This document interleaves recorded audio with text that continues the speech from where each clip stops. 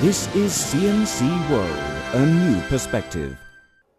The recently concluded Airshow China in the southern city of Zhuhai is an exhibition of real-size airplane models and flying displays. It's also a platform for trade talks and technology exchanges and an arena for flying lovers to get closer to their aviation dreams. Chen Yilong, one of the first private jet owners in China, came to the Zhuhai Airshow several days ago.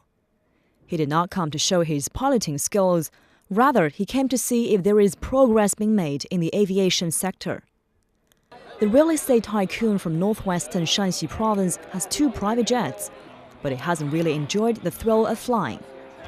In China, low-altitude airspace is controlled by the Air Force and the Civil Aviation Administration of China. Private flights require a lengthy and complicated approval procedure under strict regulations. Chen has poured $160,000 into his flying passion, but he was only approved to fly his jet for 10 hours last year. For China's wealthy people like Chen, to own a private jet is something within reach. But to fly it, that is out of their control. As a fan of flying, Chen has started his own general aviation operation company, the Xi'an Tenglong General Aviation Company, to offer flying-related services. My private jets used to be managed by other companies, and it was inconvenient. Then I discovered some business opportunities in China's general aviation industry. So I decided to set up my own general aviation service company to manage private jets. Chen's visit to the airshow hasn't let him down.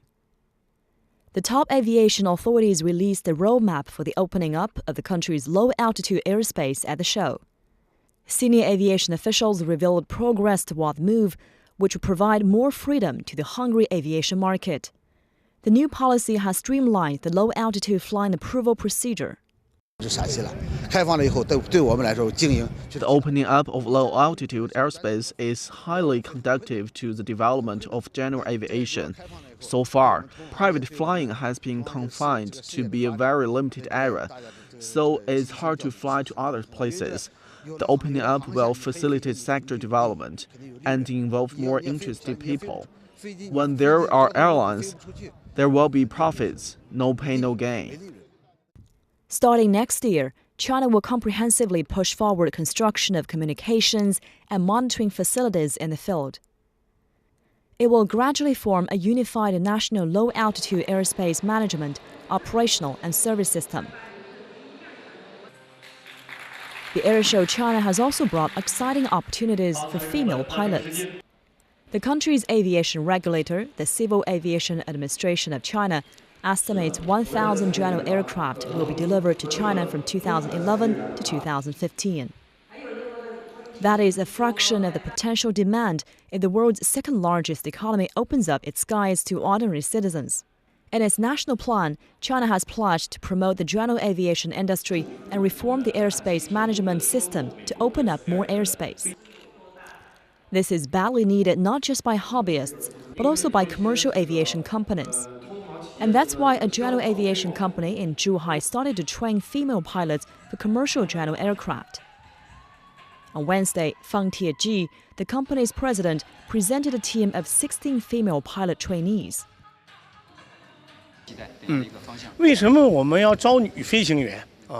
The advantage of female pilots is that they weigh 20 to 30 kilos less than their male counterparts.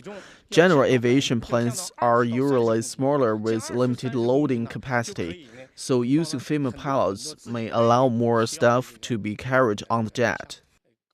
CHENG HONGHUI, one of the female pilot trainees, acknowledged that to be a female pilot is not all that romantic.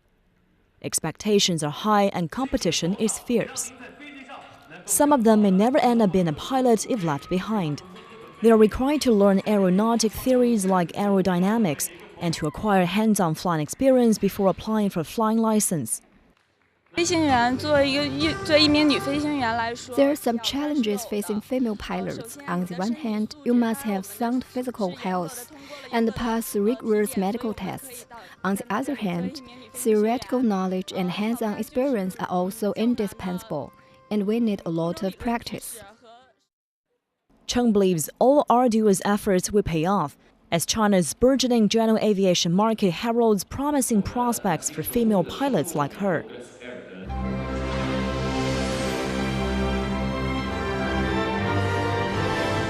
This is CNC World, a new perspective.